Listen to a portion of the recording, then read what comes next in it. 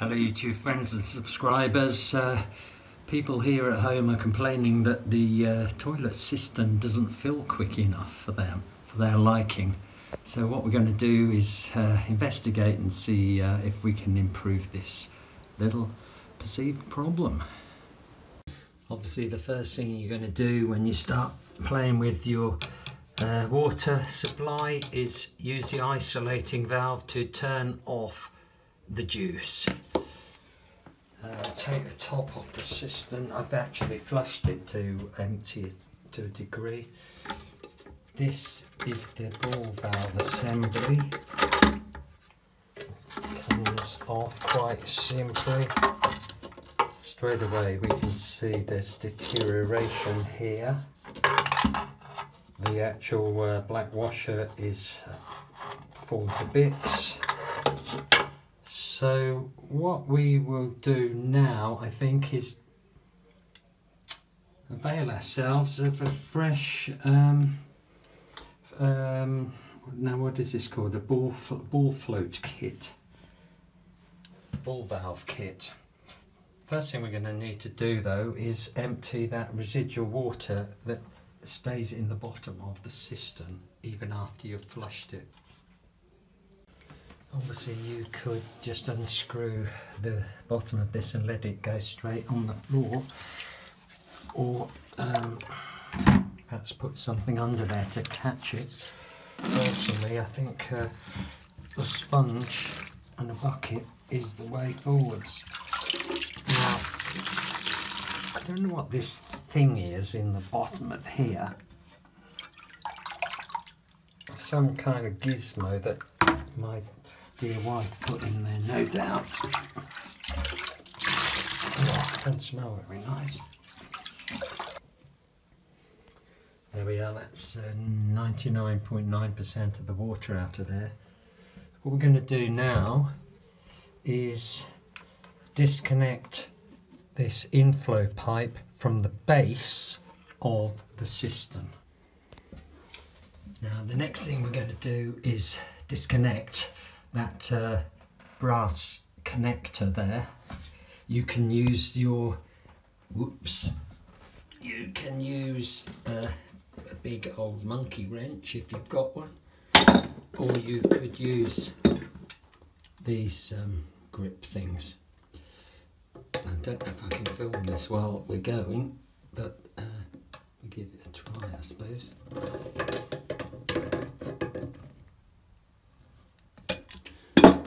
You can't over tighten these because you're going into plastic and you end up breaking something.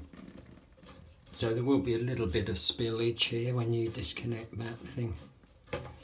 Also disconnect the back nut on your plastic fitting. Otherwise you won't be able to pull the thing out. I think you get the general idea, guys, filming with one hand there. You've undone the back nut. You should just be able to lift this thing out. All made of plastic. What we're going to do now is clean everything up in here, make sure it's nice and free of crumbly bits, so the new washer can have something nice to seat down onto. What we have here is a plastic float valve kit from Screwfix. So we're going to have a go and see if we can install that in this cistern here. Remove all the muck and debris from the existing hole. You can even dry it a little bit if you want to. Now what's nice about this kit is you get a high pressure valve and a low pressure that comes with the kit, so you're not going to be stuck for one part or the other. On the Screwfix feedback, quite a few people have mentioned how difficult it was to push these pins through when you want to extend the length of the arm that the ball fixes to. Now this is quite right, and I've used a pair of long nose pliers here took me nearly probably 5 minutes, but I've managed to push that, well, get it, there she goes. Managed to squeeze up those two jaws, there you are, and squeeze them up enough with the long nose pliers so that you can actually push it through that hole.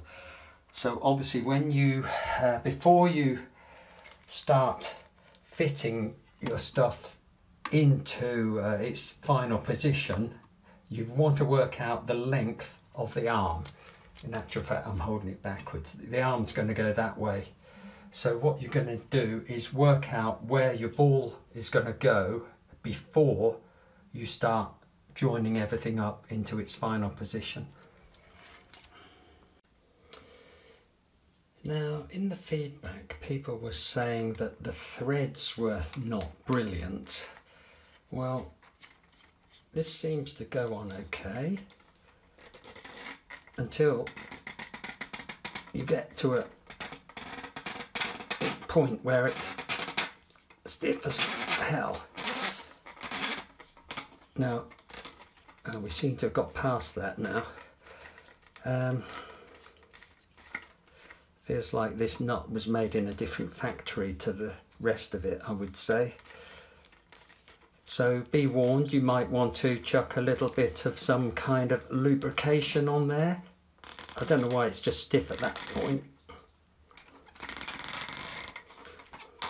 But if you've got something, even a rubber bar of soap on that, you will find that that will go on a lot better. So it is the correct thread, and you're not cross-threaded. It's just tight for some reason early on. Just saying. Now, I've tested this in the cistern, and it's adjustable. The length of this arm is adjustable by, oops, sorry about that. Those two pins are the things that hold the arm together, and if you want to, you can pull those out and make the arm longer. If you want to make the arm shorter, it's a little bit more involved. Obviously the holes are at a certain distance, so you can shorter the internal part by cutting an inch off that if you feel like it. But the point is, this end is going to start hitching up against here, so you've kind of got to cut a bit off this, the outer section, as well as the inner section. Now, the only thing wrong with that, I would say, is that the arm, it's going to lose some of its what we call structural integrity. We know what that means, guys, don't we? You may lose some structural integrity if you start shortening that arm. Now, fortunately, my cistern here just about accepts the thing at its shortest length. So that's what we're going to do. We're going to go right ahead now, customers, and we're going to fit the whole shooting match into the cistern. Stand by. Right, just briefly, this kit goes together like this with the dome shape pointing down the ways. That's your back nut. This kit doesn't come with a back washer as far as I can see, unless it was omitted from the pack or I've lost it somewhere. But this old back nut, I'm going to put it on there like that, and when this is actually standing in the base in the cistern, we will put these two on the outside. Right, so we've tightened up that the plastic nut that goes to the bottom of the cistern. We've tightened up the copper connector. That one takes a fibre washer. Now, you could change that if you felt like it. I've kind of keep my fingers crossed the old one's going to work. You can't over tighten this stuff, because if you do, you're going to break something. It is only plastic after all. put this thing in to, I think it's sort of to stop the thing vibrating as it fills up. Now, the ball, it's not brilliant, this arrangement here. The ball is just about going to work in this small system here. It is actually touching the side a little bit. We'll only find out when we fill this thing up.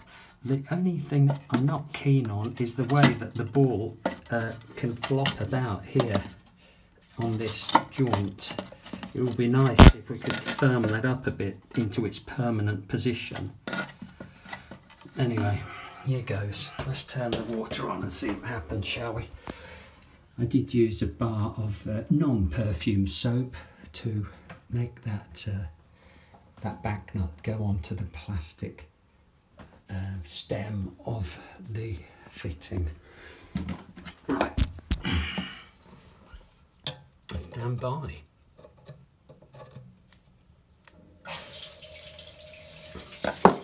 Always a bit exciting when you let the water rip.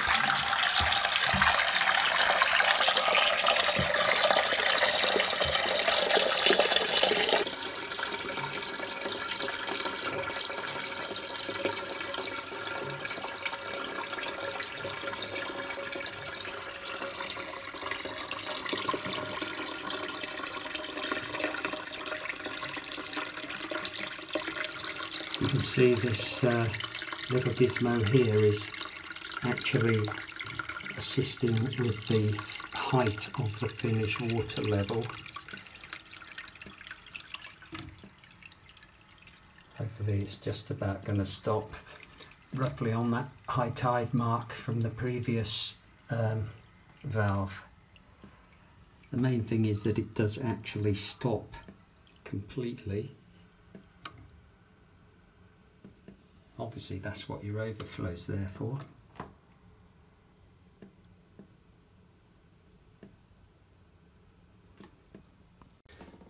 Right guys, I'm not going to lie to you. We don't do rehearsals here. But that is actually dripping there. I must say I didn't like the look of it from the start. It's coming out of that rubber mushroom thing.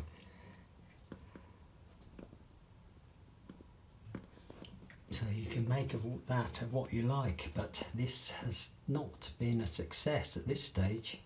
Okay, well, I'm going to be quite honest guys, this thing,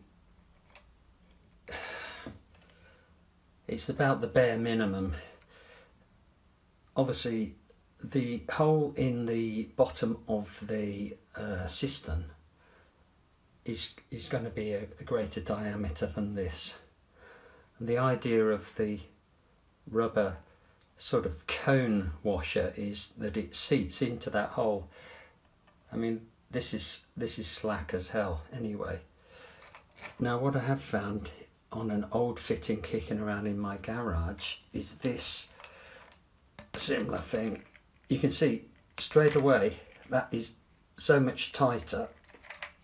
You just feel confident with that. And the point is, just look at the difference there. I mean, okay, I feel more confident that this is going to be a one size fits all than this thing, which is sort of slopping about,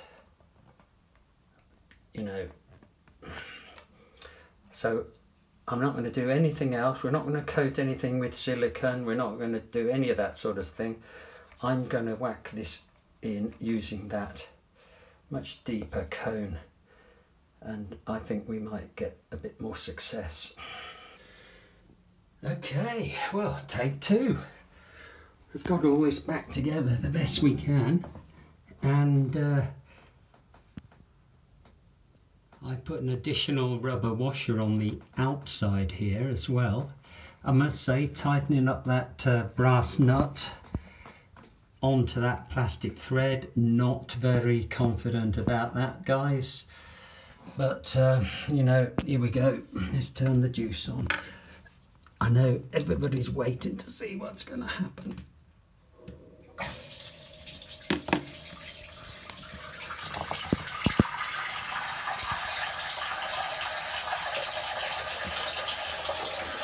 You made me feel so young. You made me feel as though spring had sprung. And every time I see you smile, I'm such an empty individual.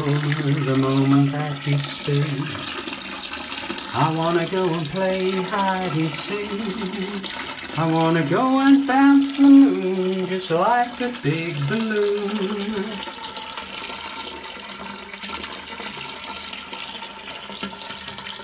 You and I, we're just like a couple of tots running across the meadow, collecting up lots of forget-me-nots. You made me feel so young. Okay, that'll do for the singing. We're not supposed to be having fun yet.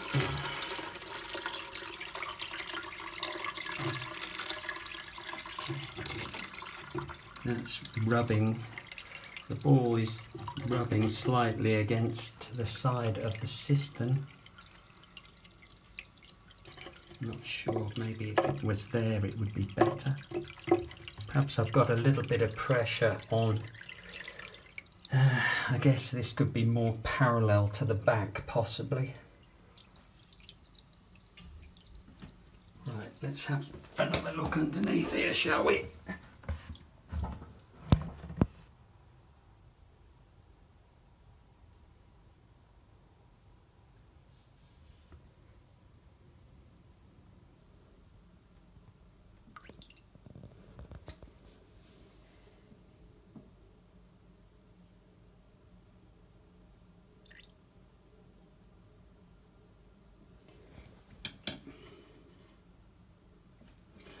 Right guys, I think we're just about going to call that done. Here are the tools we've used. Screwdriver for turning off the juice, scraper for getting rid of some old silicone stuff. You're definitely going to need some long nose pliers and just a big old pair of grips. Well guys, I'm going to be honest with you like I always am. Can you believe it? There's actually a tiny trickle coming out of that brass fitting there. And I'm blaming that on that plastic thread. What I'm going to do is tighten it up a little bit and see if we can just nip that up. Well, there we are guys, we managed to tighten that connection up and the leak has stopped. I hope you found that interesting. I would have to say, can I recommend this item here? 3 out of 5 to be honest. It's a temporary fix. I mean, it's not something you're going to have here for the next 40 or 50 years, that's for certain. Temporary job, lots of plasticky bits that, I don't know, I think it's kind of built to a price. Okay, you can blame the guy doing the job. I'm not an expert plumber. I'm not even an expert DIYer. But anyway, don't think you're going to do this on a Saturday morning in a couple of hours, guys.